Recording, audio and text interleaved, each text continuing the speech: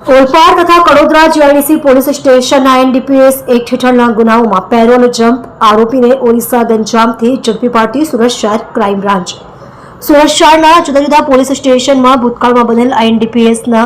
ગંભીર ગુનાઓના નાસ્તા કરતા આરોપીઓને શોધી કાઢવા સારું પોલીસ કમિશનર સાહેબશ્રી તથા અધિક પોલીસ કમિશનર સાહેબશ્રી ક્રાઇમ નાઓએ આપેલ સૂચના અનુસંધાને નાયબ પોલીસ કમિશનર સાહેબ શ્રી ક્રાઇમ નાઓએ તારીખ 19/3/2025 થી તારીખ 31/3/2025 સુધી નાસ્તા કરતા આરોપીને પકડી પાડવા સારું ડ્રાઈવનું આયોજન કરવામાં આવેલ. જે અનુસંધાને crime branch zone 2 police inspector Shri નાઓની સૂચના મુજબ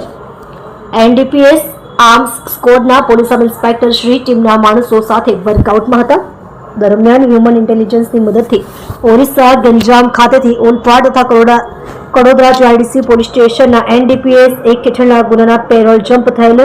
છેલ્લા 1.5 વર્ષથી નાસ્તો કરતો આરોપી સન્યાસી ઉર્ફે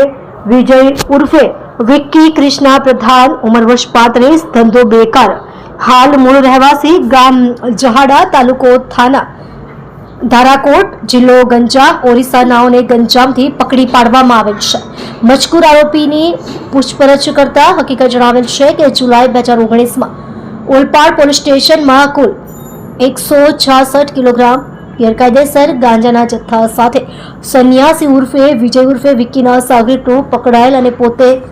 પોલીસમાં પકડાયેલ નહીં અને વોન્ટેડ હતો. ત્યારબાદ ઓક્ટોબર 2019માં કડોદરા જીઆઈડીસી પોલીસ સ્ટેશનમાં કુલ 86 કિલોગ્રામ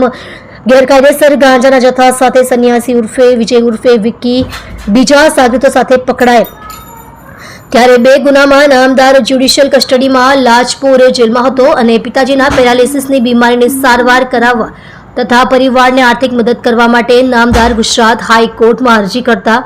તારીખ 1/9/2023 થી તારીખ 15/9/2023 દિન 15 માટે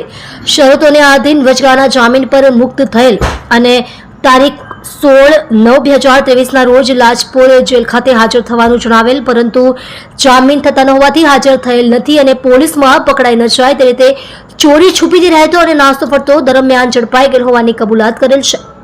આમ 1.5 વર્ષથી પેરોલ જમ્પ આરોપીને પકડી લાજપોર જેલ ખાતે સોંપવા તજવીજ કરવામાં આવેલ છે. તમે જોઈ રહ્યા છો ગુજરાત સમ્રાટ news channel, chief editor Bhavesh પાટીલની સાથે.